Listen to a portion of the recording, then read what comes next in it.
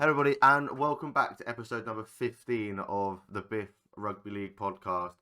It's been over a month, or it's been about a month since we last brought you an episode, and we'd like to apologise. We were due to do one last week, but with the 40-degree temperatures, like all across the country, between the three of us, we thought it was going to be really uncomfortable to sit here, record, and not give you the quality that you deserved. So we sat down as a team and we said, look, we've struggled the last few months to get content out and give you what you want to listen to and what you want to watch, and we've decided that over the next 18 weeks leading up until the week after the World Cup final, we will give you 10 podcasts every 2 weeks, and then weeks 17 and 18 you'll get podcasts. So 10 podcasts over 18 weeks, whether it be three of us, two of us. It will never be just one of us, but we'll make sure that you get 10 podcasts over 18 weeks in a form of order. We're hoping to be every 2 weeks, but it might change depending on if people are available, but we make sure we get those done for you. So massive apologies from us about the lack of communication and stuff like that, but we've just had a lot on and a lot to do. But now that that's all over and done with, how have we both been? Toby, are you still with your partner? That's the key question. Yeah, that's what I moved the recording time from 8 till 9 so I could get some extra time with them. So yeah, it's 4 good weeks. Yeah, thanks for remembering, Brad. Other than that, it's nice to be back, isn't it?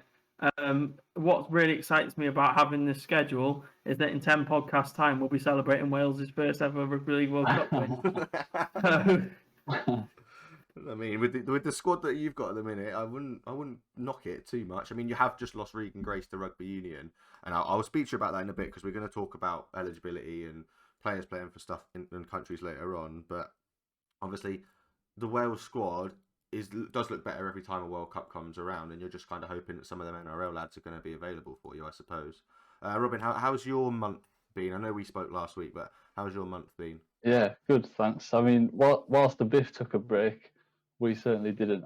I went to watch the women's nines on Sunday, and it was mint actually. I'm a little bit disappointed to see that a bigger deal hasn't been made of it. Like, I kind of got home afterwards and sort of wanted to just look online and see what had been written about it, and didn't see much. And like the Our League app had nothing about it on there. Tickets were only a £5, and you got 9 games worth of action, and they were great games. And I'm not just biased because York did really well. There was 9 really entertaining games, and it's a really good format actually because I took my partner with me, and she's been to a few games now, but she's not like a die-hard fan like we are. But the nines format really suits people that don't really understand what's going on because it's short and snappy. The games are over quickly. If you get a game that's a bit of a dead rubber, which there was one or two, they're over like nice and quickly. It doesn't get drawn out for too long. The teams are changing up. You start to recognise players from earlier on in the day, and it was just like a good atmosphere. There's something about the women's game it feels a lot more wholesome, a lot like.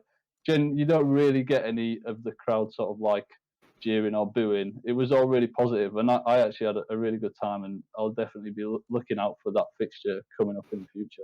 Yeah, I mean, a lot of the teams that weren't involved in the South have been speaking about it, and it'd have been nice to see a few more of them involved. Obviously, I think did Cardiff get to the finals, or did they just miss out? The kind of outsider team was Catalan Dragons, and it was, I wasn't sure how they were going to go, and they sort of in the first game, I think they were just a bit rusty, but they were so much better in the second, third, fourth games that they played. Yeah, they really improved as they went on, and quite good signs. I could overhear some people behind me talking about, sort of saying, "Oh, she's going to be playing in the World Cup."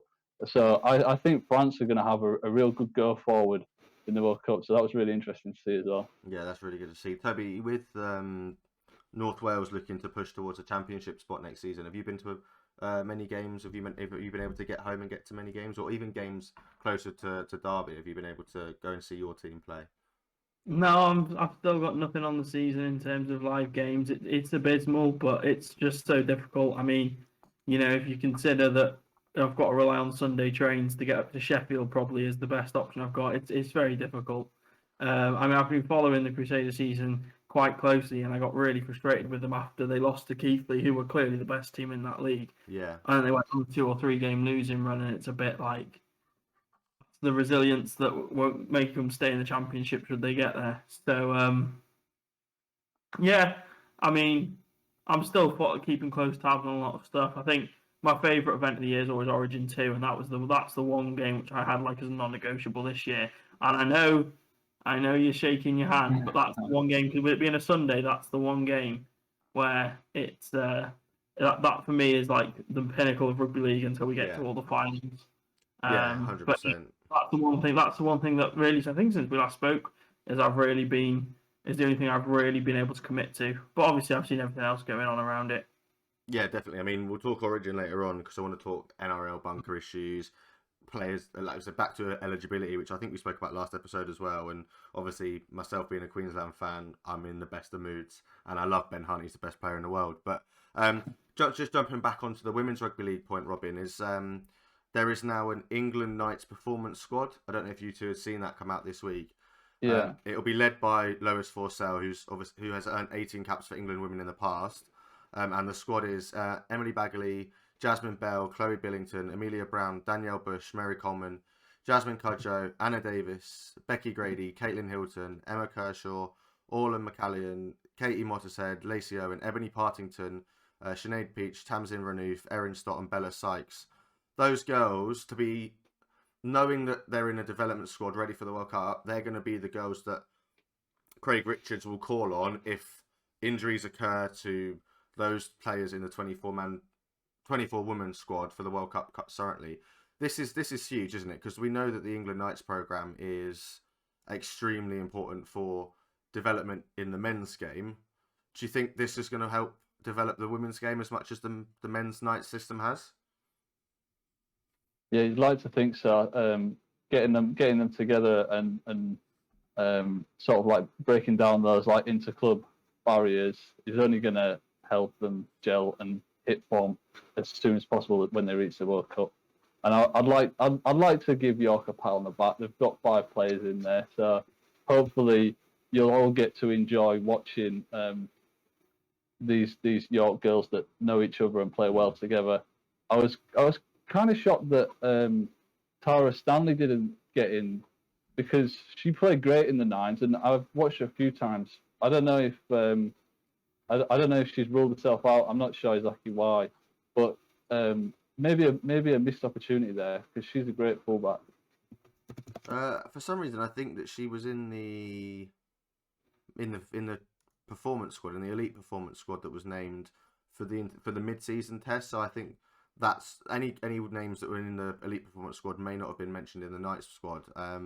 Obviously, we are due World Cup training squads very, very soon. I think Mal Meninga was about to come out and release his last week before Victor Addy sort of went, no, I don't want to play for Australia, and it looks like Peter Volandis is going to be the guy to pick that Australia team, and we'll get into that again later on. But yeah, the girls that have been named for that, it's absolutely huge for them, and a massive congratulations to those involved.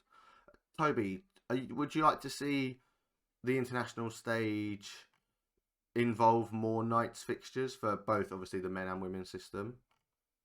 Oh yeah, and it's one of those where we've got such a limited number of nations, and we've also got such a wide gap between top 4, 5, and everything below. I mean, I'm thinking there you've got Australia, New Zealand, Tonga, England, and then you're probably looking at maybe Fiji are competitive, and below that it isn't. And yeah, so England Knights is a more competitive international test for your sort of, I won't say friendly, but they're not going to be friendly, are they? But your sort of I get what you mean. European Cups and your mid-season tests for Wales or Scotland, Jamaica, Greece, and Cook Islands, etc. So yeah, I think there's absolutely a place for them because there's such a depth of talent in like England that would never get to play internationally if there's not for England Knights, but also are a lot better than players who have got a Welsh grandmother who get to play for Wales.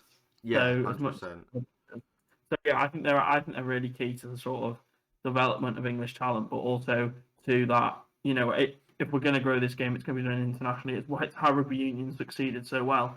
Is there's so many fans who only used to care about rugby union during the Six Nations, the Autumn Internationals, and are now got down to their local club, and are now that kind of thing. Yeah, And that's 100%. what England League. And England Knights is a way of putting more international fixtures on. So absolutely, it's necessary, I think.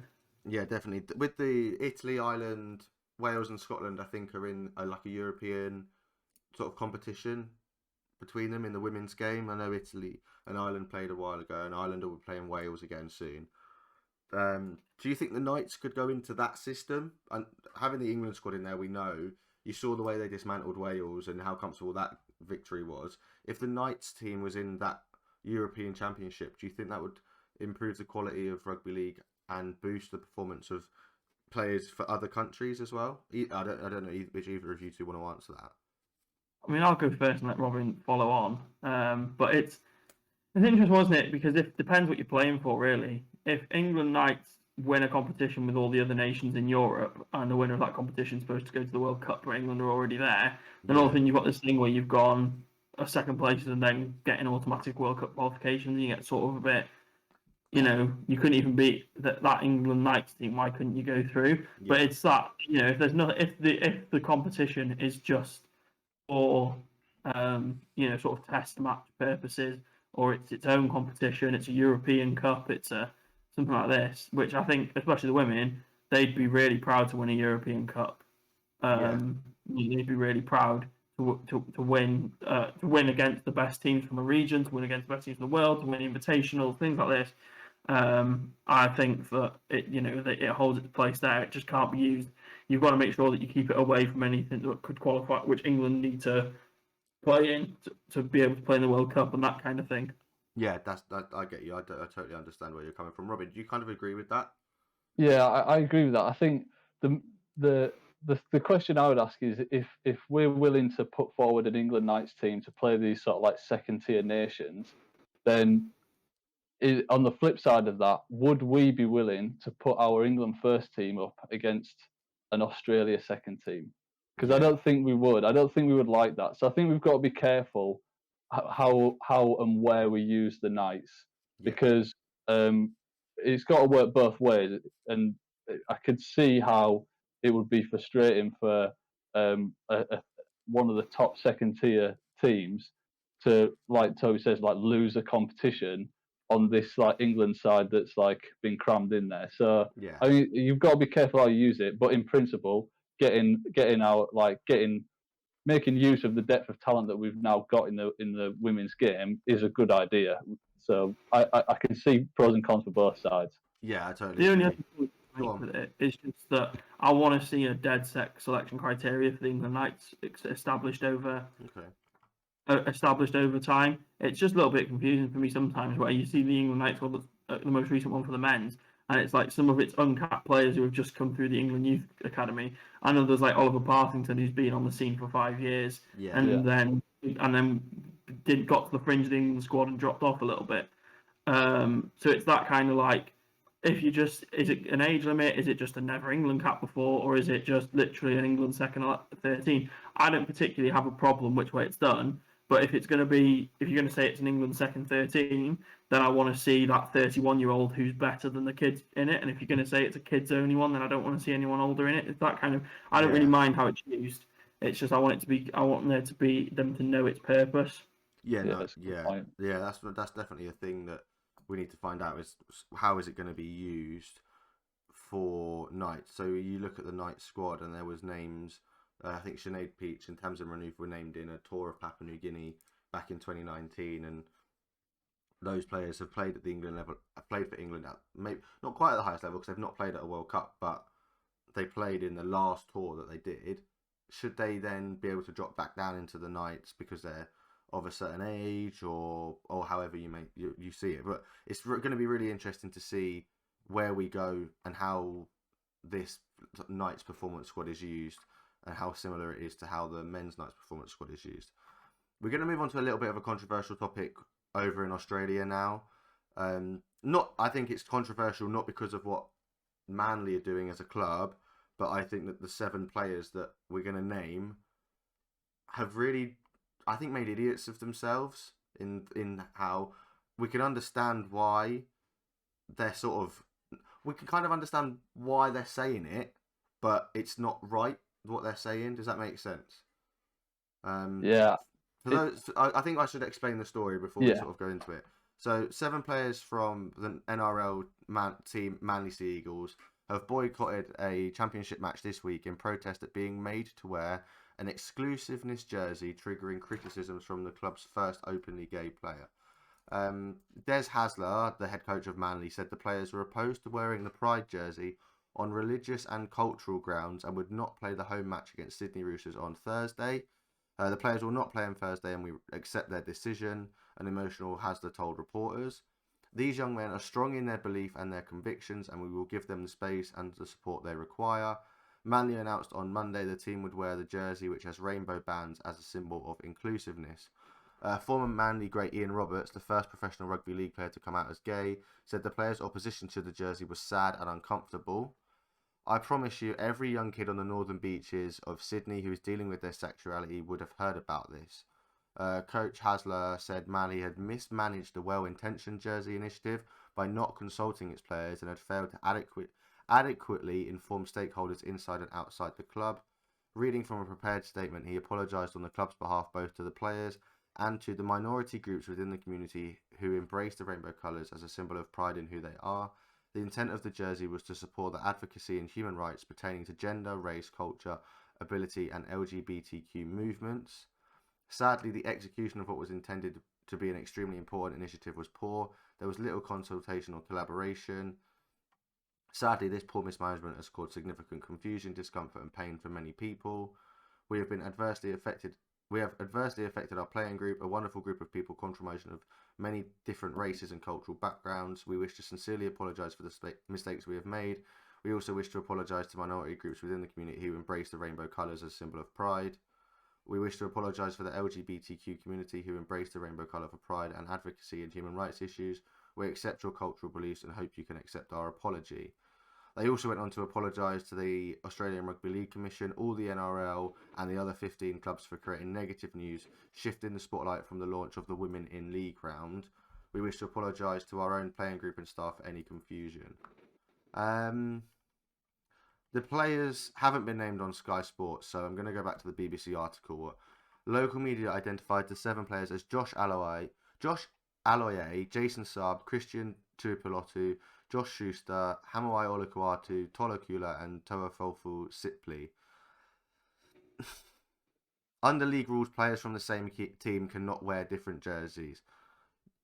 What do you think of Hasler's comments? Because obviously he has to come out and sort of back his group of players and understand, but it seems like he's blaming those above him for the decision that's been made this week. And a sort of rushed idea of to me, it seems like it's kind of rushed. I have no clue what they've got, why they're apologising, right? They shouldn't be apologising for saying we as a club support the rights of LGBTQ plus people. No. We want to end the discrimination towards people who identify in that community. But we apologise because 7 of our players don't represent the club's values. When you build a club, you build it on a value base. I mean, you look at some of the most successful teams in world football at the moment, and all the players buy into philosophies and things like this. Yeah. The people in the club, the people high up in the club who authorise that jersey, clearly want their club's philosophy to be one of inclusivity. And then they're apologising that 7 players don't fit that inclusive philosophy. Like for me, if I'm Des Hasler, I don't want to play those 7 guys again because they're as the quote from the old player who I can't remember the name of, but you just mentioned said, there's lots of people who are probably currently discovering their sexual identity who have been let down by this move. Yeah, 100%. And I don't blame Manly at all. I blame those players because I think that if they I'm sure their personal beliefs and spiritual beliefs mean that they believe in peace and they believe in respecting one another. Yeah. and they believe in loving people, and this stance here is against what is probably part of those beliefs, in my opinion. So I just don't think it. I think that Manly shouldn't be apologising. I think they should be ripping up contracts. To be honest with you, but yeah, I mean maybe that's a bit of a harsh opinion, but that's where I stand on it.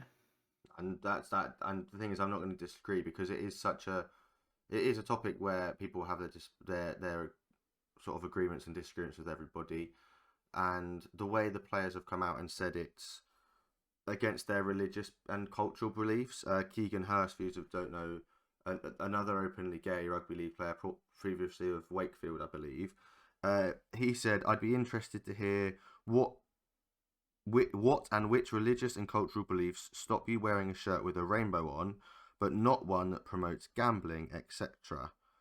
He also said that it feels like it's just homophobia hiding behind religion, and feels that Manly Sea Eagle players who boycotted their NRL game in protest at the club's pride jerseys are undermining what the sport stands for. He also tweeted, "Hey, at Sea Eagles, I'd be honoured to wear your pride shirt, as should all your players. Shame on the ones who aren't." Robin, do you agree with what Keegan Hurst is saying? Do you think that what's wrong with the rainbow when they're happy going to be wearing points bet, when a lot of whereas gambling and sort of spending time in casinos is seen as a sin in those cultures? Yeah, and that's exactly what Keegan's trying to say. Is it's homophobia hiding behind religion, because they can quite easily use it to shield their homophobic beliefs and say that it's part of their religious beliefs, which are protected, and they should be. Yeah. But like he says, they're picking and choosing. There's other beliefs that if they wanted, they could boycott, like say gambling, drinking. They could boycott their fellow players that unfortunately consistently commit domestic violence and other violent acts that is definitely not sanctioned in any religion. But they don't. They continue to play it, and a lot of them will stand alongside these people who have been convicted of serious crimes. So Yeah. it's totally wrong, and it's really sad, and it's really frustrating, because I think as a sport in general, we are really inclusive, and we've got a diverse range of people, and we're all accepted. So it's really annoyed me, and we've the whole point of the rainbow jersey is it's symbolic. You can't explain a message in depth when it's just colours on a shirt. It's symbolic. But the reason why we use these symbols is to start a deeper conversation. And right now, the symbol has triggered this conversation where we've got players literally refusing to play in that jersey, which is like if the West Tigers, if can you imagine what would happen if Luke Brooks one week just said, "I don't want to play"? Like it's unheard of. Yet we're like giving them the space that apparently they deserve. This is an opportunity for the NRL and the Sea Eagles and the Players Association to actually act upon what they claim they want to do, which is to stamp out homophobia and show that they want to be inclusive. And but what all they're doing really is protecting the homophobic people.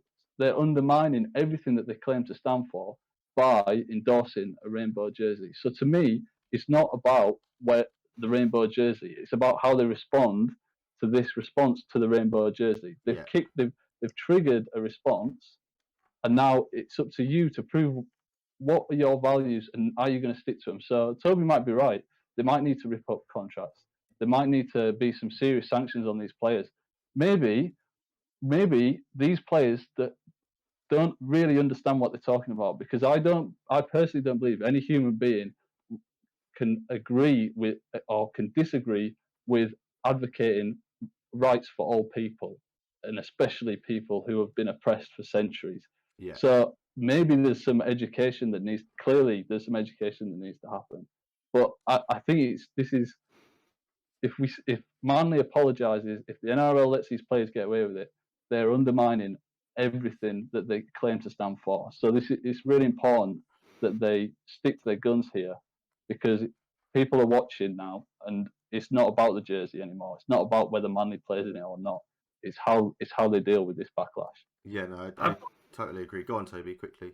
No, I've got two sort of points. That one is that I'm sure in every religion you can find a love thy neighbor quote or equivalent, which a player of the same culture could quite as easily say, "I'm going to wear the jersey because I love the people who stand next to me." And the other thing I'd say is, look what happens when Israel Folau voiced these exact same opinions. He did it. He actually voiced them. He didn't just stand down and stay quiet and let someone discover who it was through an insider. He voiced these opinions, and the NRL wouldn't let him come back. Or Rugby Australia wouldn't let him play for them. Yeah. I mean, obviously Super League did, but in terms of, I think that the NRL now / Australian Rugby League, they've now got that thing where they said, "Hey, last time somebody did this, we never let him play for us. Last time somebody claimed, not to support that cause, we didn't let them play. So why are we going to let these players play again?" Yeah, no, I totally get you. Two things that as I've been doing a little bit more reading as you guys have been talking. For anyone who wants to get their hands on one of these jerseys, and they are awesome, I do really like the way they look. No chance. They've sold out. You're not going to be able to get one. The second thing is that apparently now a group of lower graders who are asked to fill in for the original 7 who dropped out have also knocked back the club to make their NRL debuts because they don't want to wear the rainbow jersey.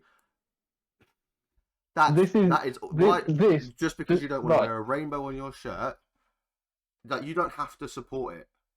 Just wear the shirt and play the game of rugby league.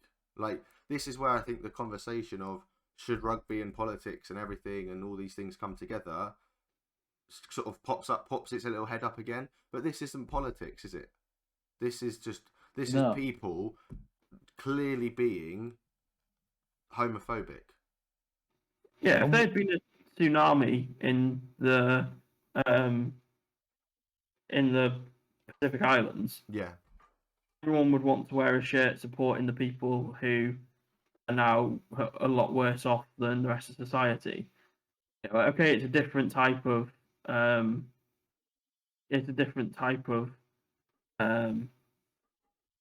loss that the LGBTQ community have when it comes to how they're treated within society, but it's still that thing where you're supporting people who because of the way societies are have less than you. Yeah. It's on a principle. It's what a lot of those rugby players have probably said in interviews before. Yeah. So yeah. Yeah. And this is what the flag is for. What one day, hopefully, not too far future, we won't ever need the pride flag again because it will just be normal to be whatever you are. So this is exactly what the pride flag is for. It's to bring it to the attention of everybody, bring it into everyone's consciousness, and expose those people that disagree. And what has just happened is we've exposed it's clearly systemic within the player base of the NRL, and let's be honest, in the whole world. When young players at the start of their careers are knocking back an NRL debut over a rainbow, it's not even that garish. Like you say, it's a nice jersey. It's really nice. You could quite easily not even really notice it's a pride jersey. I think one of us mentioned it a few weeks ago. It's definitely better than some of them Keithley kits that the Keithley have put out. But I'd still happily wear those Keithley kits. Do you know what I mean? If I was making my debut, I'd wear any kit. It wouldn't matter. The fact that kids think that they aren't going to make... The kids are refusing their NRL debut because they don't want to wear this shirt. It's barbaric. Many of the QC Eagles players have double standards after pointing out that Manly's major sponsor is a gambling company, PointsBet, while their home stadium, Four Pines Park, is named after an alcoholic brewing company. It's awful. I think we're all in agreement here. It's absolutely ridiculous. And then you look at something else that's happened in the NRL this week. Kevin Proctor has had his contract ripped up for sitting in a toilet on his phone and vaping. Yes, he's broken 2 clear NRL rules, but he's not a homophobic guy. He's not done anything racist. He's not done anything illegal. Well, he has because he's vaped inside a stadium, which is Yeah, but obviously nobody banned. would. No But other what person would lose their job for that. he's had his contract ripped up for that. Like you comparing it to these seven, arguably these seven lads and the junior lads that haven't had their names put out there because they're not well-known people have done a worse thing by not playing this weekend or this Thursday. Absolutely. And what kind of a message is that really? I mean, a certain percent of the population are LGBTQ plus. Yeah. There is undoubtedly people within the NRL and obviously watching, but there will be players in the NRL that haven't come out, and this is the reason why. And if this is how bold they are willing to be about how homophobic they are, imagine what they're like behind closed doors. Yeah.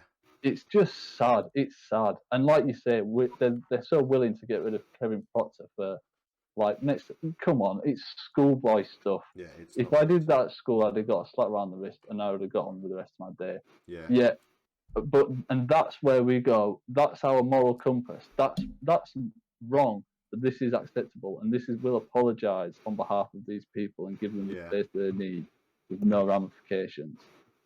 Yeah, it's odd, isn't it, that this is the way that you get. Hull KR have been fined. Hull KR club have been fined £4,000 after homophobic chanting by their supporters. Yes, £2,000 of that has been suspended, but the club are being punished for the actions of others. Which is if you're a fan of that club, you go, actually, why should my club spend money because I'm an idiot? The club here should be looking and finding the players that have done the fans that have done this and ban them for life. The same way Manly should say, you won't ever play for this club again. The NRL moral compass seems to be way off compared to the Super League one, but the NRL players that do get banned for really horrible things do end up coming and playing over here. Do you think the sport as a whole does have a moral issue? Like what can the powers that be do to stop the players being like this and to get horrible behaviour, whether it's homophobic, racist, misogynistic, physical abuse, anything like that out of the game? What can they do? I mean, education is in a way is the most loving solution because you're giving people a chance to change their ways. But I also think that there's a need to be like every decision that they make is symbolic. The whole Israel Folau, it was a symbolic decision, and it whatever they chose was going to pave the way for the future. Luckily, we can like kind of the NRL and Rugby Australia can sort of lie back on that and say that was our stance then. It's still our stance now, and hopefully they continue to do that. Yeah. But obviously, we saw the Super League took him on board, and you could argue that undermines the game as a whole. Yeah.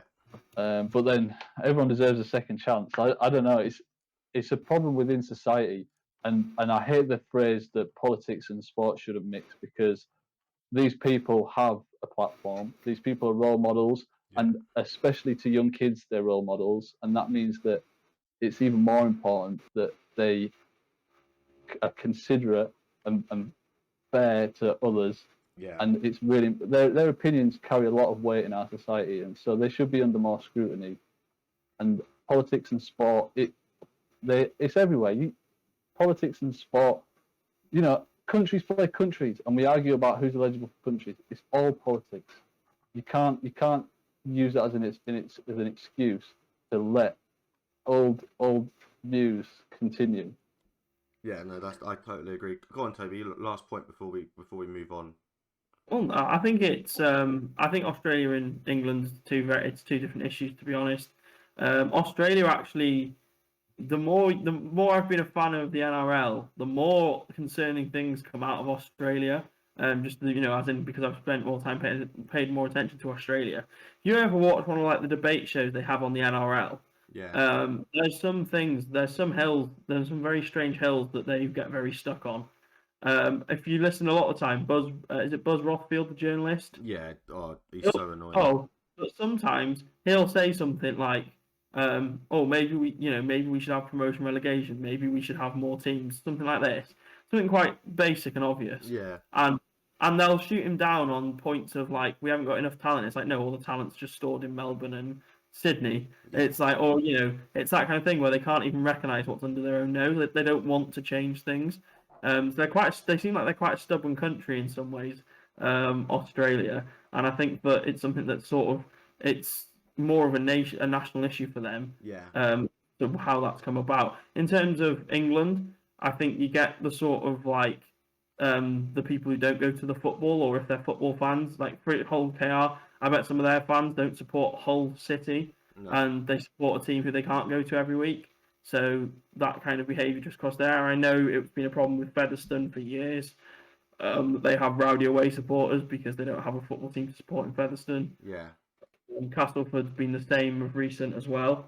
So I think that is more of a we've got a presence in very small cities or very small towns Yeah. that don't have another option for where that group can go and travel away every week or every other week and get that experience that a lot of people get through the football. So I think that's sort of what's happening there. But Yeah, no, I think totally get you. It's something that we definitely need to have a look at, and hopefully Manly and the NRL do the right thing to these 7 players, because quite frankly, it doesn't matter how good they are or how much money they're on. If they've done something that they shouldn't have done in any aspect, we need them out of the game, and we need to show them that this is not what we stand for in that sense. We're going to move on to something a little bit more light-hearted now, and we're going to laugh at Warrington. Something that everybody loves to do. You look at the Super League table, 20 games gone. I think it's 7 more to go. 7 or 8 more rounds to go. They're only 4 points off safety, and they have Huddersfield and Wigan up in the next 2 weeks. Could they be fighting Wakefield and Toulouse towards the end of the season? I mean, you're really looking at the game between Warrington and Toulouse on the 12th of August to look at that and go, okay, imagine if Toulouse win that one and Warrington have lost their last 2 games. You could find that Toulouse are above the Wolves with 4 games of the season left to go. Like, imagine you sitting that as a Warrington fan. You got to be looking at, we knew we had a rebuild, but it can't have been that bad at the start of the season. Yeah, and like how satisfying would that be to see Warrington go down? Personally, I'm against promotion relegation, and I think that clubs like Warrington, they think that they're safe, and actually for the sport, it would be quite bad to lose Warrington. They're a financially stable club, and to see them relegated actually would, as a net result, would cause a big cost to the sport in this country. Yeah. What do you know? I kind of, part of me, the sort of like more radical side of me, wants to see them go down, wants to see the backlash and the uproar, because it will probably trigger a wave of people that say, let's stop promotion and relegation so this can't happen again. Unfortunately, but they would have been happy to watch Wakefield or Toulouse go down. So I actually kind of now want it to happen, despite it not being the best in the short run, because hopefully it would just shake things up, wouldn't it? It would just force people to actually look at the systems that we've got in place and whether they're right when we actually allow a team like that to go down. Yeah, it's kind of in the same vein as when we had Leeds in the struggling in Super 8s, isn't it?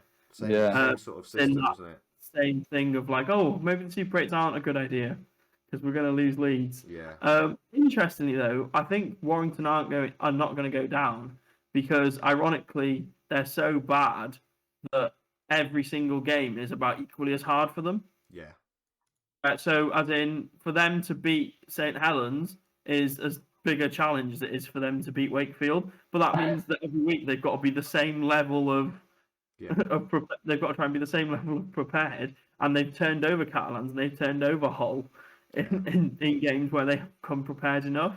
But in the same vein, when Wakefield and Toulouse, they're going to be only looking at probably the teams only 3-4 places above them in terms of results they can pick up. Yeah, 100%. It's quite interesting. Where I think Warrington going to stay safe because they're going to be able to beat better teams, but then they're going to probably get tonked by Wakefield again. Yeah, I think what makes it interesting that Wakefield and Toulouse don't have to play each other, so they are literally battling now to not finish bottom, and they're fighting for something. Warrington in their head, they may be like, actually, we're probably safe because we know how bad Wakefield are, and but we're not quite safe of finishing 11th. I think there's still the danger of finishing 11th and finishing below Toulouse, but with the way Wakefield have played lately, yes, they ran Saints really, really close at the weekend, just losing by a point. But if they're not winning games, they're not winning games. We want Toulouse to be safe, don't we? As a collective, we don't want to see Toulouse go down, do we? No, absolutely not. The two French teams are absolutely necessary to get a proper TV deal. It's absolutely necessary to French player development. It's probably necessary to bring in better NRL stars over to improve the standard of the Super League. Because the South of France is a nice place to live, as proved with James Maloney, despite the fact that he came for not long enough. But something I'd be interested to do is go through like a Warrington Wolves lineup from like their most recent game and just quickly go yes or no onto if these players should stay at Warrington or leave at the end of the season. Hold on, I can do that. Yeah, let's do it. 22nd of July, Warrington 22, Hull KR 30. Josh Thewlis at fullback. Yes, stays. Probably starts the rest of the next 5 years at fullback. Greg Minikin and Matty Ashton on the wings. Ashton stays. Metaltia and Wardle, who has just joined. Wardle probably stays because he's part of this like fast playing philosophy that they want. But I think Bonnie Metaltia's time's over. Ratchford in the halves alongside Williams. I'll let Robin take this. Well, obviously Williams has got talent, but we don't see the best out of him. So, at what point do we stop valuing him off his past performance and start to look at his recent form? And then Ratchford, he's been part of that Warrington side for as long as I can remember. He's dependable and he's a Super League player. But if you build him for the future, I don't know if it's time to move on. And then you had Mulhern and Harrison at prop. Starting props. I think it's Rob Mulhern and is it James Harrison, the young Fed prop that they just signed at the start of the season. They've come in. Ben Curry, Oliver Holmes, and then Jason and Darryl Clark are both in the starting pack as well. That's almost impossible, isn't it? Apart from this Harrison, who's probably a little bit too young to be starting for them right now, I don't think any of those players. Well, maybe Ollie Holmes isn't good enough for what Warrington should want. But other than that, we say James Harrison is young. He's 26. Yeah. He's played quite a bit. He's played at Batley, Fed, played a couple of games at Leeds on loan in 2020. Over 103 games, but only played twice for Warrington so far. So just new in his Warrington career. So you probably let him stay. And then substitutions of Joe Bullock, Danny Walker, Kyle Amore, and Thomas McKaylee.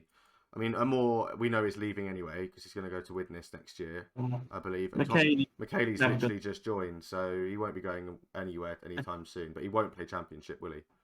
It was funny because he was one of the worst players at Western. They literally they went to no offense, Brad, but they went to a bad team and said, "What have you got?" Yeah, and when they announced it, I was like, "Thank God for that," because he'd just come off one of this is quite bad to say. He'd just come off one of the best performances he'd ever probably had for West, and he was still the worst player on the pitch.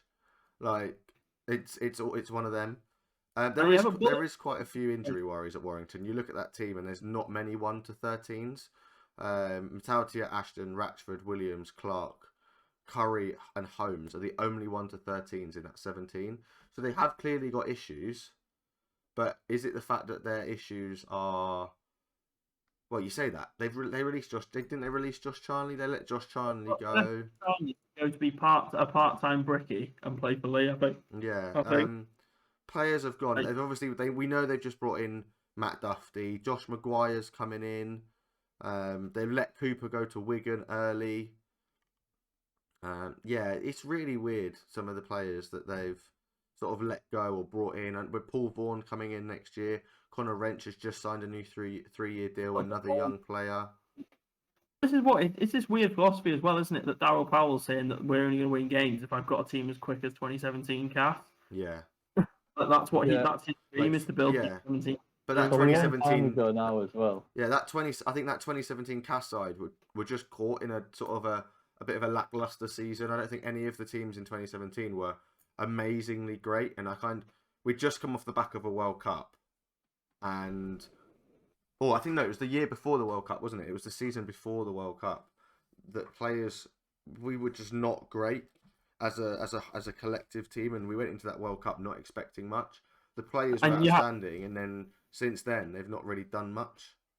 Zach Hardacre, who at that point, was trying to prove that he's one of the best English players, and Yeah, I think we'd all agree that he's been one of the best England players. He's just had off the pitch struggles. yeah, 100%. Luke Gale in the form of his life, which is quite funny because George Williams, if he found that kind of form, but I'm guessing he's not the same player. He's not the same player as Gale, is he? No, So I guess it's interesting where it's like he's probably trying to. I think he's trying to use a mould the way, because he's openly said the reason I've signed Wardle and yeah, let Toby go. I really like Toby yeah. King. I like Toby King. That we spoke about that, didn't we? That was a really weird swap deal. Both really similar players. Really, like, arguably Toby King's the better player, but obviously Jake Wardle's in the England squad, and Toby King's going to be, I think, captaining in Ireland in the World Cup, or either him or his brother's going to be in the Ireland squad, captaining them. And it's weird because to me, I'd pick King over Wardle in the England system just because of the type of player he is. But maybe that's just the style of rugby you want to play. But yeah, it's interesting. Powell is not going to last long if they keep sort of doing this, and maybe we come back in 2 weeks' time and they're only 2 points off safety, and we have the same sort of conversation again. And is Powell still going to be in a job? That's probably a question we might have to speak about in the next 7 or 8 weeks. Robin, do you think Powell's at risk of losing his job? I do. I mean, he did some before he was at Cass. He was at Featherstone, and it was that period where they couldn't go up, but they kept winning, and so that was obviously, like, his resume was fantastic at that point. And then he came to Cass, and quite quickly, like every year, he seemed to they got better. And there was quite a few seasons where Cass had like the best player of the year, and then so it was like Rangi Chase, the winger who broke the record for the Solomon, was it? Yeah, Dennis Solomon. Yeah. And he kept losing the best player of the year at the end of the year, and somehow replacing him. And then the stars aligned in 2017, and he had a good team, and also they were all in the form of their lives. And he hasn't actually backed up from 2017. He's not delivered on anything. No. And actually, none of the teams that he's put forward have even looked like they could. Yeah. So, I don't know. I don't know how long he's got. I don't know, like, what he can use to trade on now, because I don't even think that 2017 cast team would do anything in this league now. Do you know what I mean? They weren't that good. Like you said, they got lucky. Yeah, and some of the decisions that he's made in the team, in the players that he's swapped, it's not looking good for him.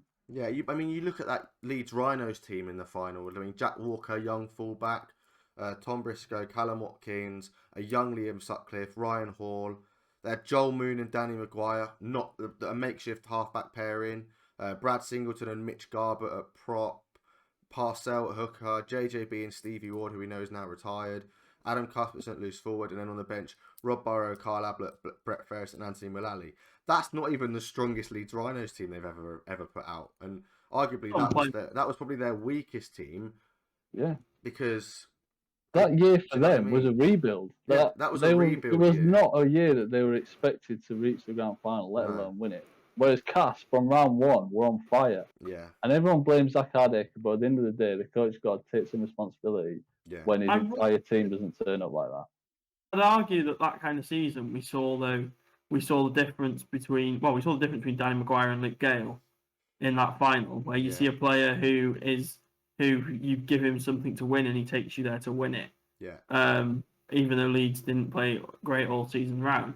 Is that kind of the player they've got in George Williams right now, where if you give him something to win, he'll win it for you? Yeah, maybe. But week in, week out, he's not going to go and absolutely walk the league. Maybe that, maybe it's that kind of thing where he's played at a higher level and he knows he can do it. But I don't know. I think Couldn't do it for Canberra though, could he? yeah. Well, this is the thing is we see this with we saw he was good for England. Mm. And, I think Yeah. there's something mentality wise going on with him. Yeah. But honestly, I think it's Sean Wayne. I think that's where it's come from. Yeah. That Wigan side that was really successful is in his DNA. So I think that's a good point. But you've got to get to the final as well, and I don't think that. I mean, he's got to 2 grand finals, hasn't he? Yeah. But I don't know.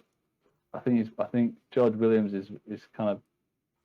I don't know. If I was George Williams, I wouldn't want to be playing under Darryl Powell, to be honest. No, it's not. He doesn't play the correct type of rugby. When George Williams went there last year, you could understand why he wanted to play and who he was playing under, and the sort of rugby that Warrington were playing last season was his style of rugby. It's not the same this season. We need to move on because we're already 50 minutes in and there's still loads to talk about. League One, Toby, is your forte. North Wales currently sits second. You've lost 3 games this season. Keighley, the only unbeaten team in the whole of professional rugby league. But West Wales and Cornwall sit at the bottom. I mean, I'd like to apologise to Cornwall this week because they've actually won a game since the last time we spoke, and West Wales sit bottom of the table on 2 points, 1 win of 15, and minus 732. They've only scored 102 points in 15 games. What's going on? I think that in general, what is happening in League One? Where do you see is going right and wrong? In that's sort of what I'm asking. At the end of end of 2025, I genuinely think you could write a best-selling storybook on the League One wooden spoon battle over during the first 2 decades of this millennium, because it's just been fantastic. From the incarnation of West Wales Raiders onwards, it's just been the most wonderful thing. Maybe even going further back to when it was Hemel Oxford and Gloucestershire All-Golds fighting for it. I mean, we've had some beautiful, beautiful times in the wooden spoon battle. I'm telling you. Anyway, this league. I mean, Keithley are absolutely smashing it. There's only 4 or 6 or 5 or 6 games, not 4 or 6, but 5 or 6 games left in the season for every team. Keighley are clearly going to get automatic promotion. I think then what you have actually is Wales, Swinton, Rochdale, and Doncaster all vying for that promotion spot, which is really interesting when you consider these are actually all areas that are a little bit underrepresented in the upper echelons of rugby league right now. You consider that we don't have any Manchester team outside of Salford in the top 2 tiers. Obviously we don't have any Welsh representation. We don't have that sort of Doncaster area. It's quite a big area for itself, so it's quite interesting actually. How that's sort of looking. I wouldn't say there's any way of picking a winner of who goes up with them. Yeah. Crusaders, I think, have shown in that opening winning run that they have the best personnel, but I think they're probably not the best coach team out of that group there. But I mean, I think Keithley's. It's just considering how atrocious their kits are. Just such a wonderful thing for them to be completely unbeaten, because that's so difficult in a part-time league where you get some weeks where your players are all laying bricks on a Sunday and can't, and you've got to put out half a team or this kind of thing. Yeah, it's really weird to see because they are clear, and I don't know if they were relegated. I believe were they relegated last season and they've come. Are they going straight back up, or were they always League One? I can't remember. It was Oldham and Rochdale. Oldham, I think. and Oldham sits. And Swinton, I think. Swinton. Yeah. So Swinton sit 3rd, just 2 points off North Wales, and then Oldham are 7th. So they've only won 4 games this year, and they look like they could be heading towards the bottom, especially now that Scholars and Midlands are sort of winning games here and there as well. It's nice. It's nice to see a little bit more competition as the season's getting a bit sort of further in, isn't it? I do really. I really like the fact that Keighley are doing it in like the same way you get promoted from like non-league in football, where you bring in a bunch of 38-year-olds who have played at a much higher level, and they've got like Jake Webster still knocking about down there. They've got Ed Pettybourne down there, Yeah. and it's like I think they've got Junior Sow as well, have they? Yeah, Like, Junior Sal's down there. I mean, they've got a really, really strong team with Keighley this yeah, it's season. a proper fun team where it's going to keep growing. They've got Lewis Young down as well from Newcastle. Whew. Anyway, yeah, they're just going to keep growing in some aspects, but they've also got the players in who no matter how long they play, are going to be better than League One standard. Yeah. So it's a really tidy way to build a team. They've got Scott Morrell as well. Anyway, Morogoro's there. He's on form. I think he's the first rugby league player to score in 11 games in a row as well. So I don't think they're not a bad side. They'll do if they can keep this team together in the championship next season. Dane Chisholm's there as well. Like they're going to do a good job next year, aren't they?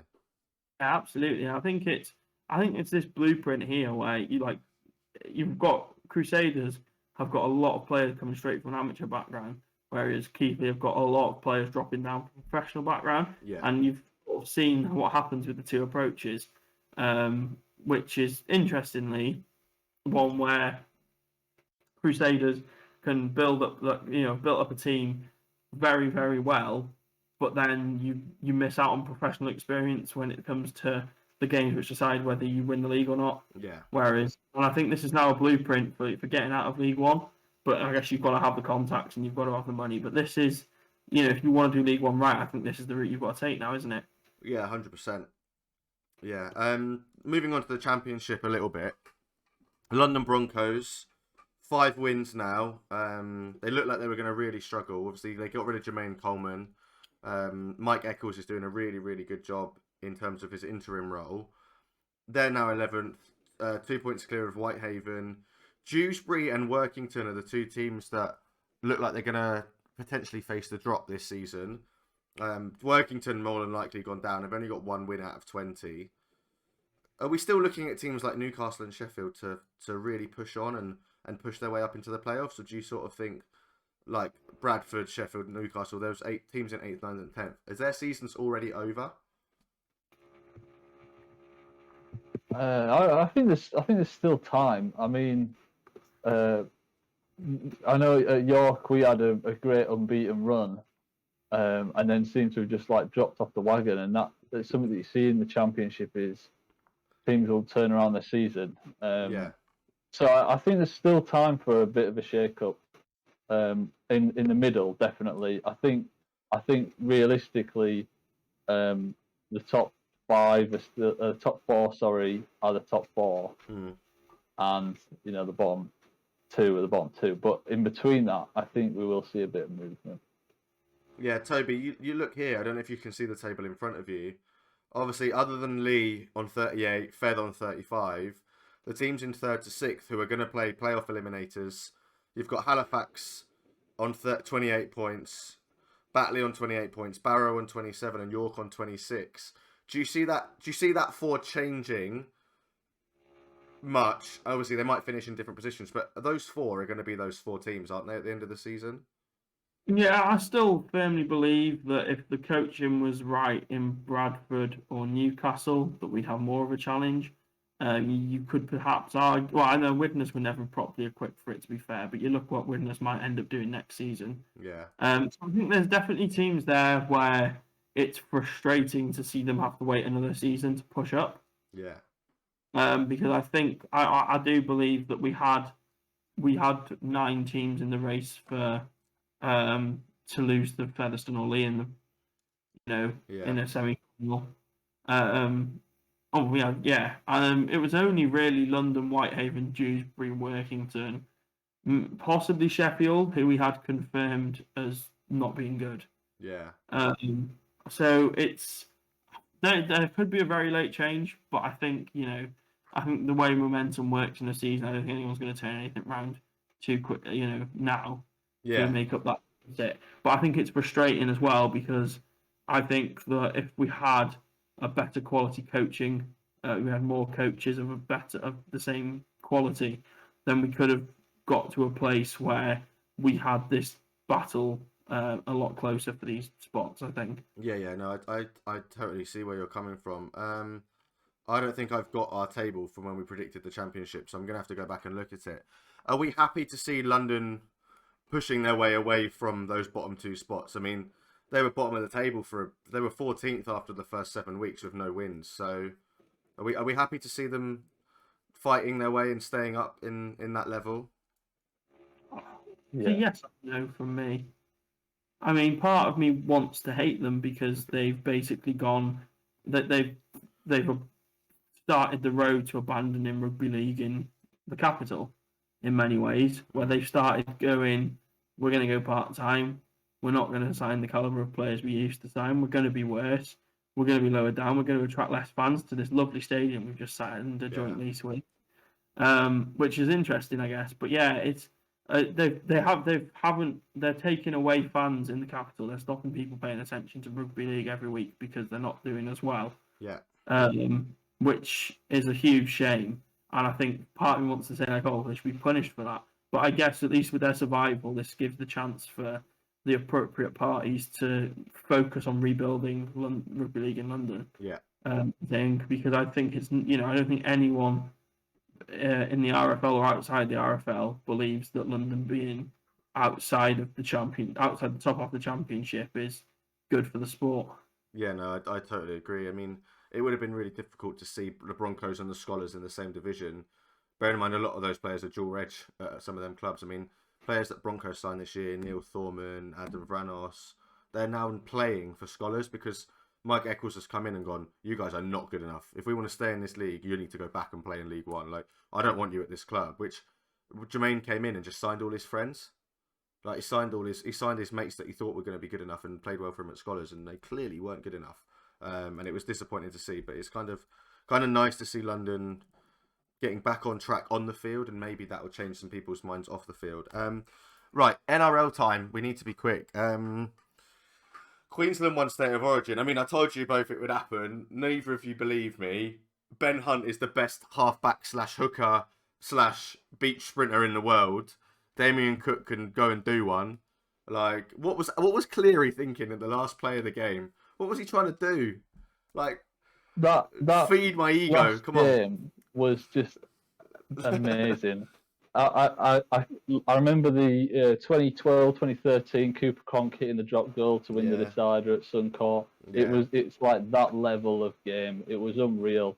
The way that Queensland just sort of like through sheer grit and determination went over the top of a New South Wales side that is star-studded and was the favourites for the series. I have a slight leaning towards the Blues because I liked the underdogs, and they were always the underdogs when we were growing up. But even I just sat back and smiled when I saw Ben Hunt catch that ball because they just totally deserved it, and the way that they pulled together, all through the injuries, and it was a real intense game. It was like I took the day off work to watch it, and I'm so glad I did because I'm gonna have to get a copy of the game because I'll watch that back when I'm feeling down just because it was that good.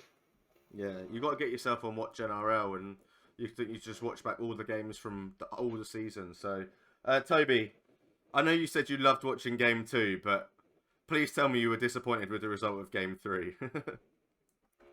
I mean, I am the same as Robin, where I've grown up in Queensland domination, so lean towards the Blues.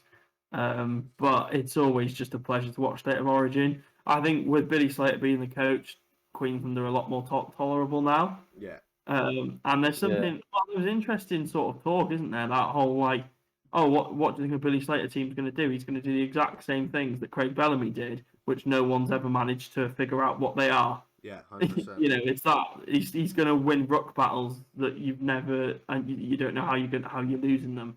He's going to play with grit, and I think there's something to be said about Ben Hunt here, isn't there?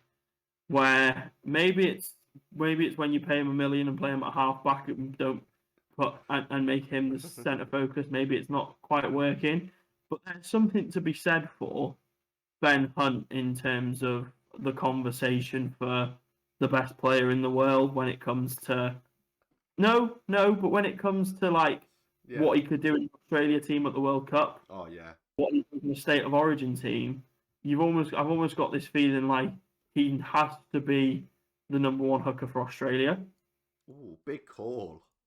off the back of this. Yeah, of this game, I would totally Yeah. agree. In general, he's been a standout for. He's been a standout hooker in this series. Yeah. And again, it's that thing where you say you look at what he's like when the whole team around him is high quality. Yeah. You don't, you know, he does. I think that's something that's just intangible. You can't explain why it's that way, Mm. but there's something. I think he's been really impressive in game two. I think he's one of the most impressive players for Yeah. Queensland. So there's something to be said. I think there really is something to be said about Ben Hunt's future. The other player who gets a lot of plaudits from this, Pat Carrigan. Oh yeah, I really good. hated Pat Carrigan at the Broncos until Kev Walters. Is it Kev Walters? Yeah. Until Kev Walters had turned him round at the Broncos, he was a player who was like he made a lot of yards, but none of them were ever significant. Yeah.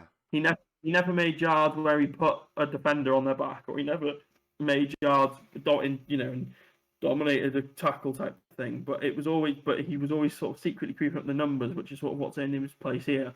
But now, like they've gone to him, no, like be a machine. And yeah, that's kind of what comes through with Queensland is that players representing Queensland, it's almost like there's just a better togetherness there, Yeah. whereas New South Wales feels like an all-stars team. Yeah. Mm. Yeah. No, I totally agree with you. In a more positive light, well, I say more positive light for every other club in the NRL. West Tigers lost again at the weekend and now cannot finish higher than 9th. They are last in the NRL table, but it sort of came on the back of a little bit of a huge error from the bunker. For those of you who didn't see it, the Tigers were up 25-18 with 6 minutes to go. They were trailing 25-18 with 6 minutes to go when Brent Need and Stafford Toa scored, and they were up by a point. But apparently they conceded a penalty after the Cowboys kicked off with 1 second on the clock when Kapoa judged to have taken out Kyle Felt in the air. Minimal contact, but the Cowboys winner ended up on the turf, and Townsend opted to use a captain's challenge. The referee, Chris Butler, referred the decision to the bunker, with Ashley Klein awarding the Cowboys a penalty, which Valentine Holmes converted. Well done to him. Great kicker. He did it all during State of Origin, so I don't hate him that much. But apparently the rule is, escort or not, you literally cannot challenge something that hasn't been called. Otherwise, players could challenge at every play the ball. Something the NRL have been adamant all season cannot be done. Worst call of the year. Zach Bailey, another NRL journalist, has said terrible decision. News Corp's David Riccio said embarrassing decision. And Mark Geyer just got home from dinner and caught up with the Cowboys versus Tigers last second drama. I've got to say that's the worst decision I've ever seen. How do you get that wrong?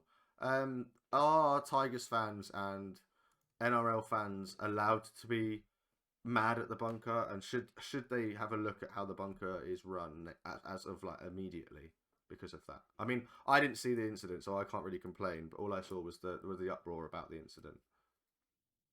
Yeah, I think one thing that's important to remember is whenever these things happen, like referees will make mistakes, and if you leave it up to the last play of the game to decide your game, you place the fate of you place your fate in the hands of people who can make mistakes. And so if the West Tigers were good enough, they would have won that game without needing a referee's call to decide it for them. So yeah, it's frustrating, but like try. Do you know what I mean? You can't. I agree. So, and the other thing I would say is, in my opinion, the captain's challenge is crap. I hate it. I think it encourages criticism of the referees. It puts them under even more scrutiny because they're actually proven wrong. I think it sets a precedent for the lower levels of the sport where we don't have access to the bunker. where players see professionals criticising the referee and getting a decision overturned, and so they're going to criticise their referee even more so. Yeah. So I think really the NRL should look at this and say, this is our fault. We've allowed the captain's challenge to be a thing in our game. It was only it was gonna go wrong eventually. Yeah. I think they should get rid of it. I think the referee's decision should be final. He's going to make mistakes, and so does everybody in the whole world. So, it was a particularly bad one, but I don't think that the solution is ref bashing or having to go to the bunker. I think they just need to. They have allowed an opportunity for this to happen by making the captain's challenge. I like the captain challenge though, because I think we are in a sport where the refs. It's obviously a sport thing, because in Australia and in England the refs get it wrong a lot. The issue I have, I guess, is when you get those 50-50 calls of whether it's been stripped or dropped. Yeah. You send it to a bunker and then it becomes the bunker. It becomes then an individual opinion. So I think there's some things where it's not called for, but at the same time, like it's the amount of times that refs have ruined games is more in rugby league than any other sport, I'd say. Yeah. And that's probably just the nature of how we ref it. But anyway, in terms of the bunk, I mean, that's interesting. I remember someone I saw recently. So there was another controversial thing, and it was that whole like the ref's decision before it goes to the bunker needs to be looked at. Yeah. And I was laughing at that because it's like, well, what if there's a big load of bodies around the ball and you can't work out if it's down or not? Then do you cut? Then just rock paper scissors for whether it's a try or not. Like, the ref's got to make a call on it. So I think that it is weird. Like there needs to be a way to hold refs to account. I think, and I think we've seen it, haven't we? I think we've had a standing down. Yeah, 100%. These guys, they're watching a game that's played at like ridiculous speeds, and saying holding them to account, it's like they're not doing it on purpose. Do you know what I mean? Hanging the weight of added pressure isn't really going to mean that they're going to be more likely to make the right decision. They're always going to do what they believe is the right decision. I think we need to actually protect the referees, and I think the only person that should be allowed for the bunker is the referee. It should be like a tool that only they can use. If they're not sure, then they are allowed to use the bunker. Yeah. The bunker doesn't get to override them. No. Players don't get to make them question their own decisions. Yeah. Until we get to a point where technology can referee a game for us, in completely referee a game for us, by, do you know what I mean, scanning the ball to see if it goes forward, watching every single player live. There's a human element, and part of that's sport and that's life.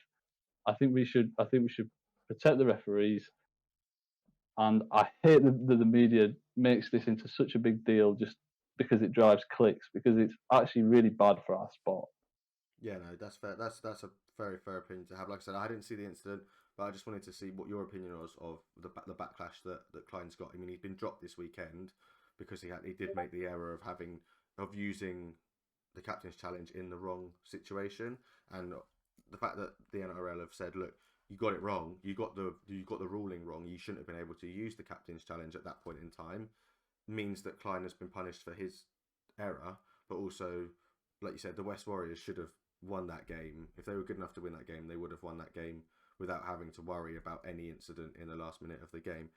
Quickly before we do the set of six, 4 NRL players that played, well, 3 that played Origin, I believe, and then a player we thought would be playing for England this year, have announced their intentions of who they want to play for, who they have made themselves available for selection for the World Cup. We'll start with Brian Toto. He has confirmed he wants to play for Samoa during the World Cup. I think that was very, very obvious. Him and Jerome Luai, a lot of them Penrith lads, Stephen Crichton, another one who I think have stepped forward and said, look, I want to play for Samoa or I want to play for Tonga, which is massive for them. Dom Young, just after the announcement of Jermaine McGilvray retiring from International Rugby League, Dom Young announced that he wanted to play for Jamaica at the World Cup. That opens up them wing spots that we discussed so valiantly, because we thought it was either one or both of them in the squad with another winger, and with them two now out of contention for the England squad, there's some serious spaces up for grabs. I mean, we could even see Greg Eden pull on an England shirt in the winter. Felice Kaufusi has said he wants to play for Tonga. He's been a mainstay in the Australian team for a long time, and arguably he was one of the first names on the team sheet, especially in the back row for Australia. And my favourite, and one that I'm finally glad has come true, Victor Radley will be playing loose forward for England at the World Cup. Do we think any of those four come as a bit of a surprise? I mean, for me, Dom Young's one is one that stands out for me a little bit because I think he was a shoe-in for England. I think what he's done is he's moved himself from a potential World Cup player to a definite World Cup player. And at this stage in his career, and he's probably got his other motivations as well. If Yeah. he's got family that he wants to represent, I think it's a real smart move for him, and I think it's good for the competition as a whole. So despite the fact that he won't be playing for my nation, I'm happy to see that he's playing for Jamaica, and I think it's a smart move. I think everyone's a winner, really. Yeah, Toby, does any of those stand out, or maybe for you, you're probably looking at the fact that a certain player, which we mentioned earlier, Regan Grace, won't be playing for Wales at the World Cup because of his move to rugby union. Is that something that's more important for you as a Welsh fan, or as a Welshman? League fan was Kaufusi's move. Kaufusi's always been one of those Mr. Australias. There must be real problems with the Australian Rugby League at the moment to make him move. Regan Grace, I'm going to miss tremendously, but I understand. I mean, Christian Wolf hasn't treated him as well as Holbrook did. He's a very talented young lad, and he's a proper Welsh boy as well. He has got a chance to play on the wing in front of 80,000 in the Principality Stadium for Wales Rugby Union, and I think you've got to take that when you're a South Walian son. So I don't blame him at all. I hope he does really well. I'll follow his career. But yeah, it's just he's an absolute Welsh boy through and through. Yeah. Which I guess it's that he's like, this is what we could have across the pitch, and then to sort of lose that, I guess, is a little bit disappointing. But I think it's he'll still have a really good career in rugby, and he'll probably come back because they often do. Yeah, it'd be really interesting to see. I mean, good luck to him, and fingers crossed for him. His career pans out the way he wants it to, because of the way he's come through the system and the way he's been signed into rugby union. It doesn't matter who he plays for; he can play for Wales because he isn't one of them Welsh contracted players, which is really good to see. We need to move on before we do set of six. Robin, Jackson Hastings is playing loose forward for West Tigers this week, so keep an eye out for that. I'm sorry to hear that. Set of six. We'll start with this Manly team against Sydney. Very, really close in the table, but obviously 7 quite good players, quite strong squad players out for them. James Seguiaro looking to come back into the NRL. For me, I think this is quite obvious. I think Sydney are going to blow them out the water with the players that the Sea Eagles have got missing. Yeah, I mean, if Des Hadler had come out and been really critical of those players that were missing, I'd be like, oh, he can spark a good enough reason for that team to play out of their skin. But the way that they've handled it all tells me that they've already written this week off. And so yeah, I'll agree with you on that. I mean, they've kept a spine. Trent Robinson might feel sorry for, Manly for having to go through such a torrid time and let them have the win. Great anyway. I'll back Manly here, just for the good grace. Yeah. Decision. I should say that Robin is on 65 points. I'm on 64, and Toby, you're on 58. So season's gone. Yeah, the season is gone for you, I think. Podcast next year. Next up, Toby's like West. The highest he can finish is 9th. He's missed the playoffs. It was the bunker, the Biff bunker. There's only 3 teams in this, and Toby can only finish 9th. That's how bad the season's been. Next up, we got Huddersfield Giants against Warrington. Like we said, Warrington lose their next 2 games. Toulouse and Wakefield win at least 1 each. That gets really tight at the bottom. It's at the John Smith Stadium as well.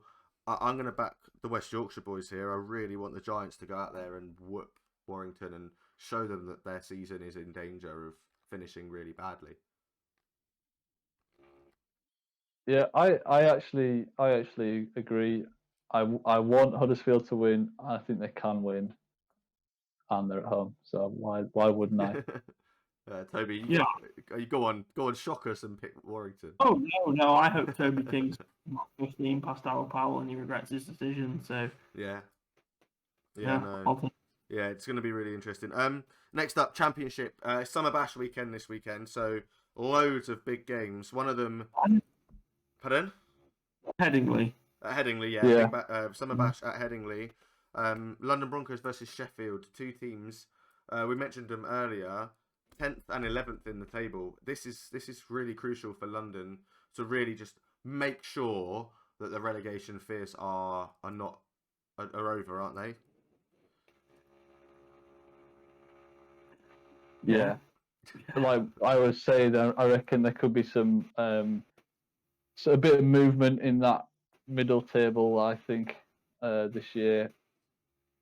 I love Sheffield. I think it would be better for the sport if London won. But I'm gonna have to go with my heart. I'm gonna have to go with Sheffield. Toby, where are you going on this one? I'll take London as a chance to catch up points. I think with the way London played against Bradford the other week and the way that they've sort of stepped up and performed, I'm going to have to go for London as well. I know technically it's a home game, but with everyone being at the Summer Bash, it's nice to see the teams that don't always win usually step up and play a little bit better. Next up, top of the table clash. It's a chance for Fev to close the gap a little bit to just a 1 point as they welcome Lee. Obviously, they say they're welcome. They've got to go and play Lee. At Headingley. Do we think Lee will run away with the league title, or are Fev sort of on a roll now? Yeah, Lee just haven't stopped signing players. You know, every time Fev got on a roll, we'll have Josh Charney then, don't mind us. I think they signed someone else recently as well, haven't they, from the NRL? Yeah. Yeah, they're ridiculous at the moment, Lee, and I can't wait to watch them get relegated next season. They are. It's the Fulham and Norwich thing, isn't it? Be careful. If Warrington go down, Lee will stay up next year. Heard it here first. But no, I think Lee will win this game comfortably as well. Yeah, Lee are like the points that they're scoring every single week is it's actually they're making a bit of a mockery of this competition. So yeah, I think Lee are the real deal, and I think that they're ready for this. Yeah. Next game number 5. It's a chance for Cornwall to get another 2 points on the board as they travel down to London.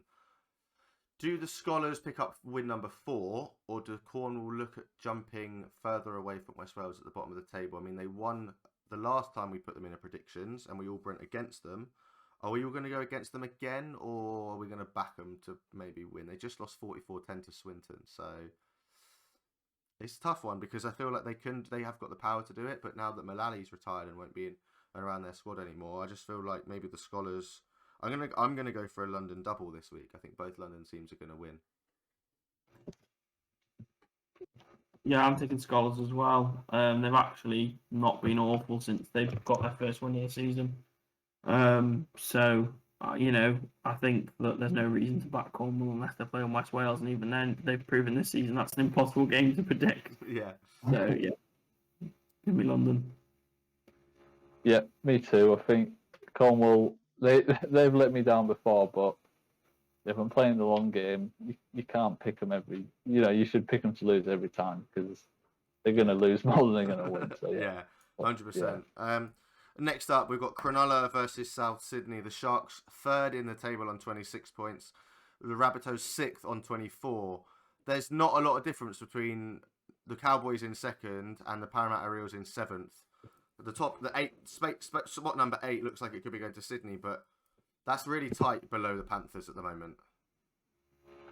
I really like this Sharks team. I think like we see like the NRL's quite like circular where these teams sort of rise up, do well, fall back down, rise up, do well. Apart from obviously West, who are always crap. And I feel like Souths are kind of on this sort of downward trajectory now, whereas the Sharks are rising through. So I'm gonna back the Sharks. Yeah, can't knock what it means to have Latrell Mitchell back for the Bunnies. What I've really liked about this season is Matt Moylan's Korean resurgence. Just like in terms of, I like Matt Moylan back when he was a fullback at Penrith, and then it's quite sad seeing him move to 5'8", struggle a bit there, get injured, struggle. So it's nice to see him back.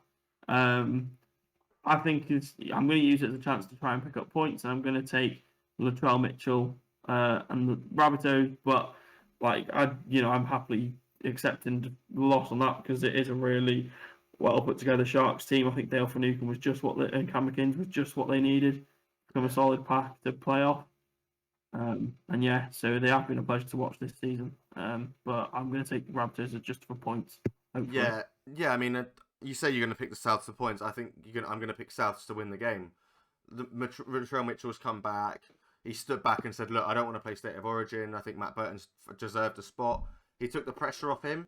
He didn't go out there and go, "I want to play Origin. I want to win, try and win the series." He focused on South Sydney, and I think the fact that he's chosen South over Origin showed the rest of that South team what type of person he's becoming, and he really wants to put that team before anything else. The fact that he's back in there, all the State of Origin lads will be back in that team, even the lads that lost, but that's such a strong South team now. Yes, the Sharks are really, really good, but like I said, there's only one win between second. There's only 2 wins between second and 7th, so it's tight at the top, and I think that's the reason I'm going to go for Souths this week. Is that very, very reason indeed. That's the end of episode 15. Like we said at the start, 10 more episodes over the next 18 weeks. We've got 7 league fixtures in Super League, League One, and Championship left to go. I think it's the same for the NRL, and then the World Cup starts again in October. Starts in October. Super League Grand Final is the 24th of September, so we'll make sure that over the next 18 weeks we're bringing you content regularly, and it's not going to be as jam-packed as this episode was, and we'll be able to talk a little bit more in depth about everything that's going on. So I've been Brad, that's been Robin, that's been Toby. This has been the Biff Rugby League podcast, brought to you by Swinging Arms and Shoulder Charges, and we'll see you in 2 weeks. Thank you very much. Have a great evening.